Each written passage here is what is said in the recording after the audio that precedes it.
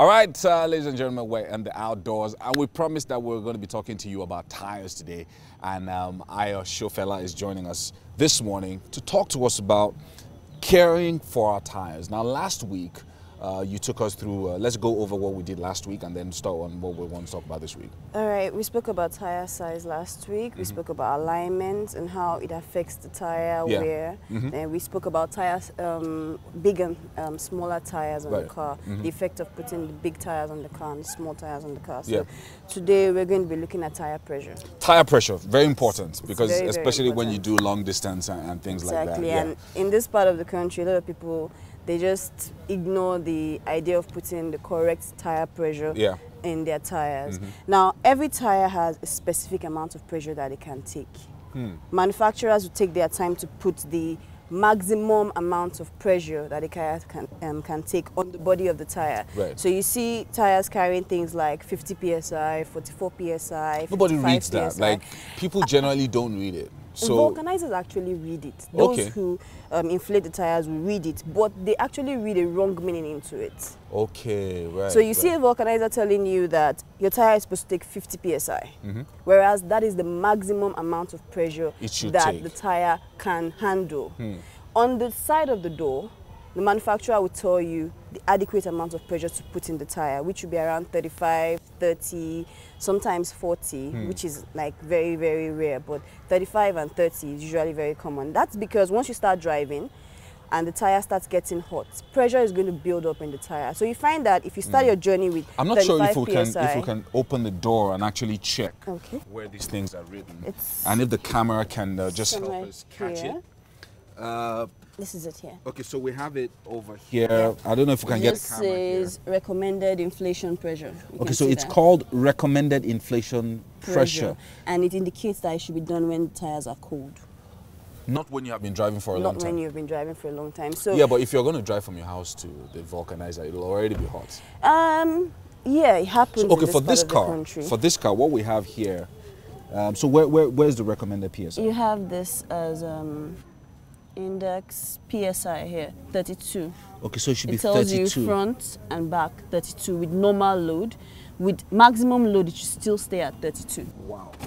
So we can. So once you check. So do all cars have it here, or do yeah, they have all cars carry it here. All modern cars carry it here. Older cars will carry it inside the fuel cap.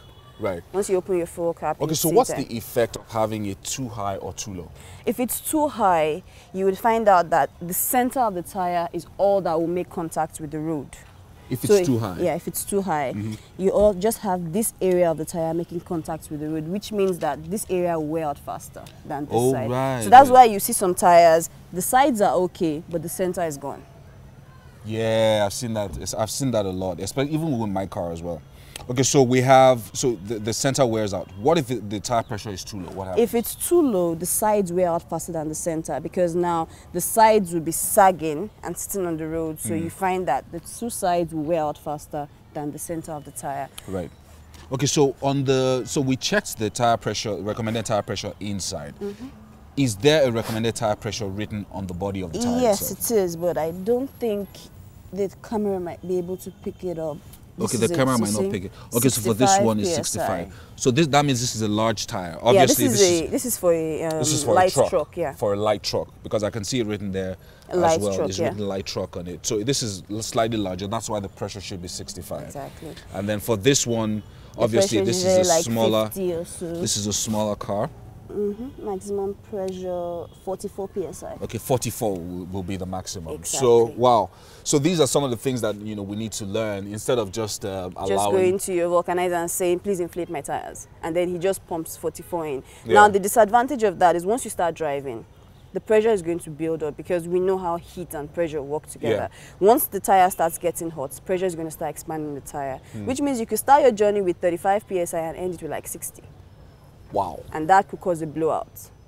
That's one of the major causes of blowouts on the road. When the tire expands. Once the air becomes too much in the tire. So in that case, isn't it better to just leave it in lower pressure, and then so that when it expands, it's now... With the technologies we have on cars now, tire pressure monitoring system, it will keep warning you that the tires are too low. Oh yeah, my car does that. So it gives you an indication. There's a sign that it gives you that it's either too low or too high and things like that. So you should just try as much as possible. What I advise customers or car owners to do is have a portable gauge in your car. So in the morning, before you go out, just check anyone that's low. The ones they sell on the market now are even battery operated. You just connect it to your battery. Just like a small thermometer kind of thing that you just stick in there. And all that. So how about when I go to the vulcanizer? Sometimes I'm focused on just one tire. And because that's where I feel the issue is. Exactly. Yeah, so, but should the vulcanizer also check everything? Yes, he should check everything, and you should insist that he follows the recommended pressure. Exactly. Okay, because I've seen a situation where some people will drive up to the vulcanizer and say, give me 40 all around. That's because they've known from time that 40, 40, 40. And then there are times when you tell him put 30 and he says, oh, no, 30 is not going to be enough. You cannot, funny enough, if you look at a tire with 30 PSI and a tire with 45 PSI, you would not be able to visibly see the difference. That's right. You would not be able. You see them hitting, pounding the tire, just that doesn't make any difference. So it's always better to insist on the correct. Very nice. Pressure. So what other care do I need to focus on with regards to tires? Because I know that we're rounding off our tire discussion this week. We also need to look at balancing. Balancing is very important when it comes to tires. As a tire is this way, once you put it on the rim, you're not going to have even weight distribution on the tire. If you put it on the car like that... Once it's been separated from the rim and once it's been separated and put back, you're not going to have even weight distribution on the tire. Even from the factory, they will tell you that you don't have even weight distribution. So once you put it on the car and you start driving, you find that sometimes you have vibration. It feels like the car is not balanced on the road. You should always take your car to a balancing center where they would have additional weights that they add to the tire. They spin it on a machine. The machine tells you the particular area of the tire where it's not balanced, and then they add additional weights to it. That's also very important. Okay, so balancing is really important. Very important. But how about sometimes when even if you don't separate it, after a while of driving, you just discover that it shakes, or maybe you run into a pothole or something. That happens as well. It happens over time. It happens when the tire starts wearing out. For instance, you start having bulges on the tire. You find that those areas will not be balanced anymore. So you take it to a balancing center, and they will either tell you that, okay, we can balance this, or the tire is not good anymore.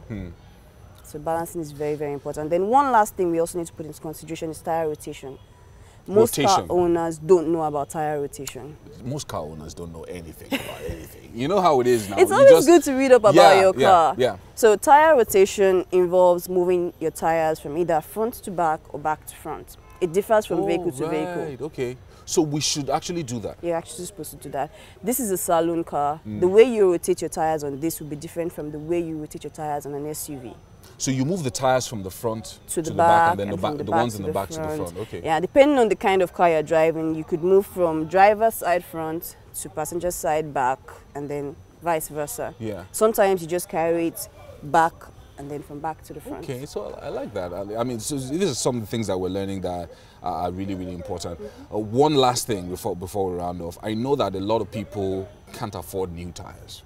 And so a lot of times what you would find, especially in Nigeria's markets, is that people like to buy used tires. Is it advisable under any circumstance? Well, I don't advise to go for used tires because, one, you don't know the condition of the tires you are getting. Then, two, the safety agencies in this country might not allow that because of what we call tire expiry dates. The tire always carries a manufacturer date. It doesn't carry an expiry date. So what you do is you add 4 years to the manufacturing date. For instance, on this car, you have 3818. This is the manufacturing date.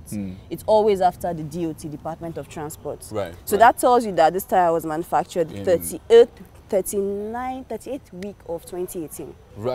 The first 2 are for the week. The last 2 are for the year. Yeah, so that's just a few months ago. So obviously 4 years after. So 4 years to this will tell you when it will expire. But then one thing we don't look at is that once the tire has started rotating on the road, it hardly expires that way. It's only when it's been stacked up on the shelf that it would the rubber expire. Will start delaminating and things like that. All right, we have to round off now, but if you have comments, please send them to our social media platforms.